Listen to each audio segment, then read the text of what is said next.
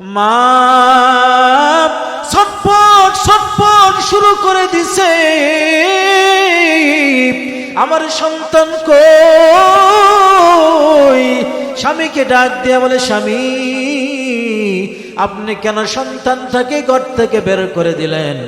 সন্তানের এখন কোনো খবর নাই, কোথায় গেল, কোথায় আছে সন্তান, কোনো খবর নাই। লক্ষ্য করে দেখ, তুই যখন ঘর থেকে বের হয়ে গেছিস, আজকে সারাটা দিন হয়ে গেছে, এই রাতের গভীর এখনো পর্যন্ত তোর মা এক গ্লাস পানি পর্যন্ত মুখে দেয় না। আল্লাহ ডাক দিয়া বলে, ও বান্দা বান্দিরা শোনো, তুমি যখন তোমার মাকে মা বলে ডাক দাও, মার কলিজাটা ঠান্ডা হয়। তুমি যখন বাবাকে বাবা বলে ডাক দাও, বাবার কলিজাটা ঠান্ডা হয়ে যায়। আল্লাহ বলেন, ও বান্দা বান্দিরা তোর কি হলো? একটু মায়া কি আমার জন্য তোদের ভিতরে নাই? একটু কি পারো না আমি আল্লাহকে আল্লাহ বলে ডাক দিতে? যেমন মাকে মা বলে ডাক দিলে মার কলিজা ঠান্ডা হয়ে যায়, তুমি যেমন বাবাকে বাবা বলে ডাক দিলে বাবার কলিজা ঠান্ডা হয়। ও সন্তান, তুমি যখন আমি আল্লাহকে আল্লাহ বলে ডাক দাও, আমি আল্লাহর কুদরতি কলিজাটাও ঠান্ডা হয়ে যায়। আল্লাহু আকবার। أما بعد فأعوذ بالله من الشيطان الرجيم. بسم الله الرحمن الرحيم. الحمد لله رب العالمين الرحمن الرحيم مالك يوم الدين. إياك نعبد وإياك نستعين. اهدنا الصراط المستقيم صراط الذين أنعمت عليهم غير المغضوب عليهم ولا الضالين.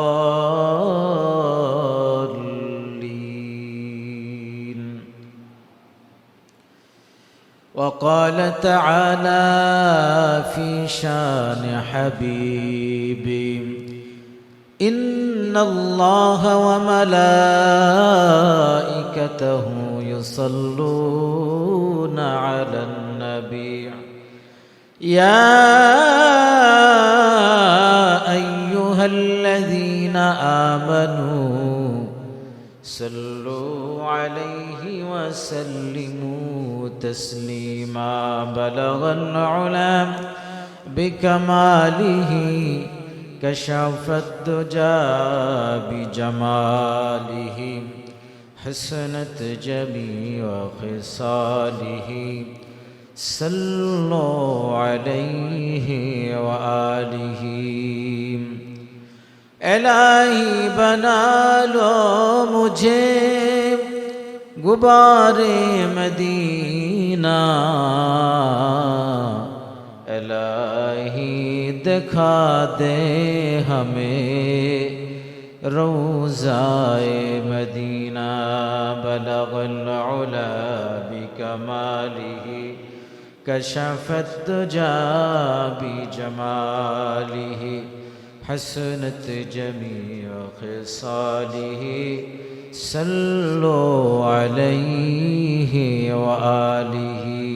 জান্নাতুল ফেরদাউস জামে মসজিদ কর্তৃক আয়োজিত সাপ্তাহিক ধারাবাহিক তাফসীরুল কোরআন মাহফিলের আজ 14তম রজনীর উপস্থিত আছেন সম্মানিত মুরব্বিয়ানে কেরাম, কলেজার টুকরা যুবক ভাইরা, পর্দার অন্তরালের শ্রদ্ধেয়া সম্মানিত মা ও বোনেরা। প্রথমে আল্লাহ সুবহানাহু ওয়া তাআলার মহান দরবারে অসংখ্য অগণিত শুকর, যে মহান আল্লাহ পাক আমাদেরকে অত্যন্ত দয়া করে, মায়া করে, অনুগ্রহ করে, ভালোবেসে জান্নাতের বাগানে, বেহেশতের বাগানে আসার এবং বসার তৌফিক দান করেছেন। সেই মহান রবের দরবারে কালিমাতুশ শুকর অন্তরে অন্তঃস্থল থেকে আল্লাহকে খুশি করার লক্ষ্যে ইমানের আওয়াজকে উঁচু করে সকলে পড়ছি আলহামদুলিল্লাহ। পবিত্র কোরআনে কারীমের সূরাতুল ফাতিহা থেকে আলোচনা চলছিল।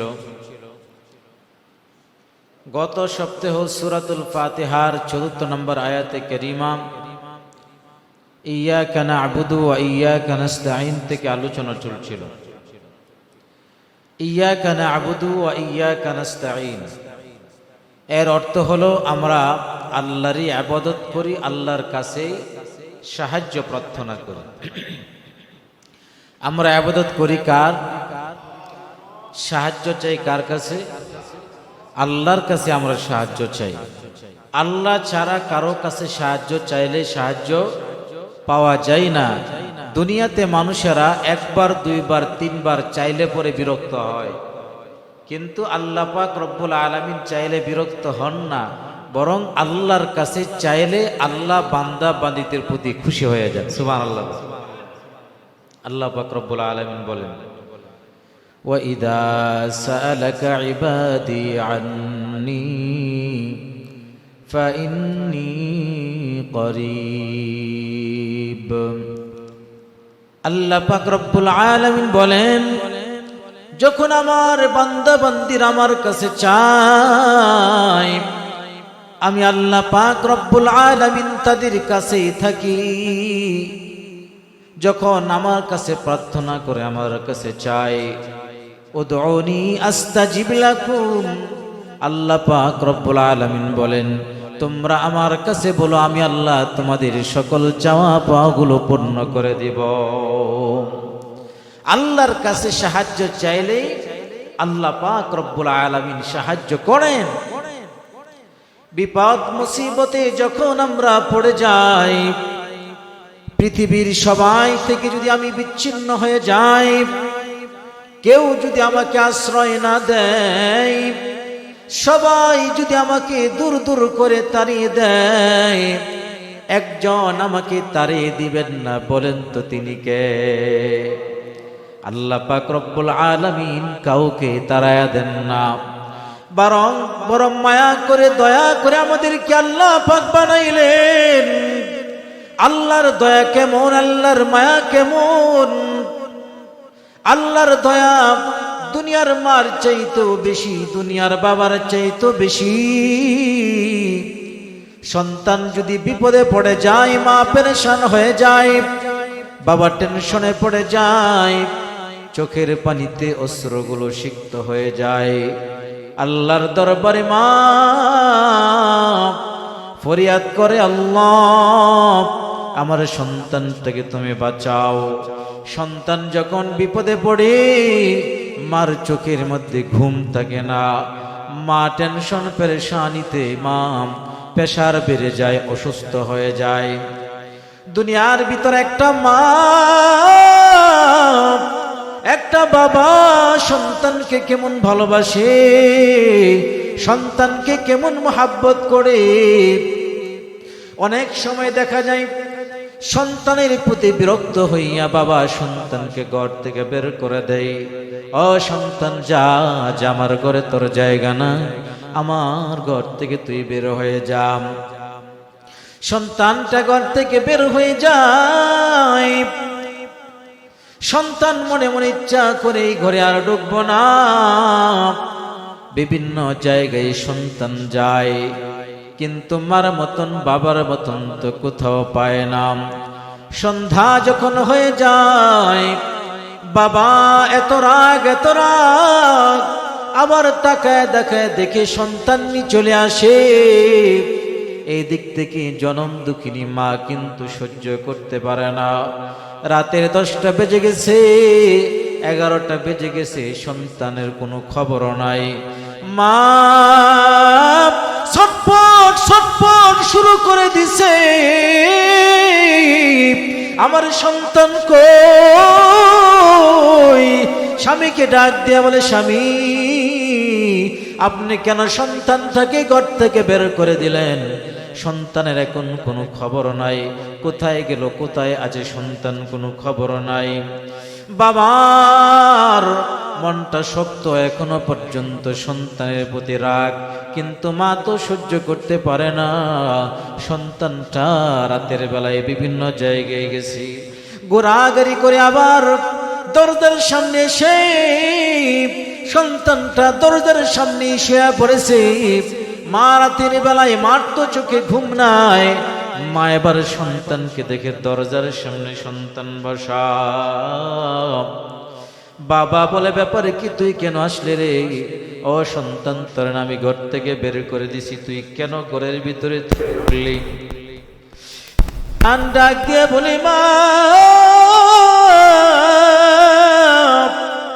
ও বাবা, তুমি যখন আমাকে ঘর থেকে বের করে দিছো, আমি ঘর থেকে বের হয়ে যাওয়ার পর আমি চিন্তা করেছি ঘরের ভিতরে আমি কোনোদিন আর ঢুকবো না, এই ঘরে আর কোনোদিন আসবো না। আমি বিভিন্ন জায়গায় গেলাম, কিন্তু যাওয়ার পর কোথাও আশ্রয় আমি পাই নাই। আমি চিন্তা করেছি মা বাবার চাইতে সন্তানের জন্য ছায়ার কেউ হতে পারে না, মা বাবার চাইতে দয়ালু আর কেউ হতে পারে না।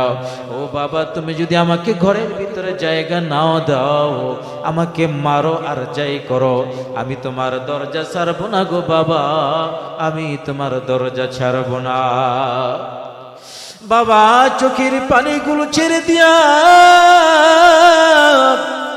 সন্তানটাকে বুকে জড়ায়া ধরে বলে, সন্তান, আমি তোকে ঘর থেকে বের করে দেওয়ার পর তুই মনে করেছিস আমার অন্তরের ভিতরে বুঝি ভালো লেগেছে। ও সন্তান, তুই ঘর থেকে যাওয়ার পরে আমার অন্তরটা ছটফট ছটফট শুরু করে দিছে। কিন্তু তোকে শিক্ষা দেওয়ার জন্য, তোকে আদর্শ শিক্ষা দেওয়ার জন্য রে সন্তান, তোর প্রতি আমি রাগান্বিত হয়েছি, নতবা আমি তোকে ঘর থেকে বের করে দিতে পারি না।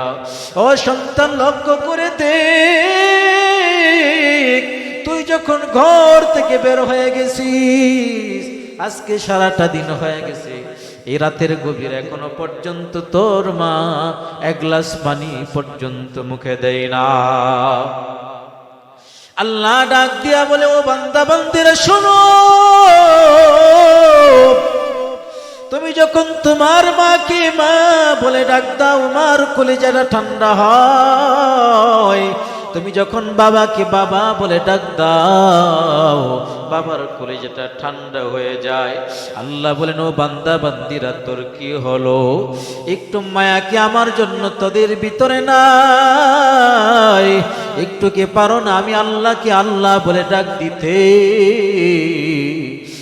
যেমন মাকে মা বলে ডাক দিলে মার কলিজা ঠান্ডা হয়ে যায়, তুমি যেমন বাবাকে বাবা বলে ডাক দিলে বাবার কলিজা ঠান্ডা হয়। ও সন্তান, তুমি যখন আমি আল্লাহকে আল্লাহ বলে ডাক দাও, আমি আল্লাহর কুদরতি কলিজাটাও ঠান্ডা হয়ে যায়। আল্লাহু আকবার।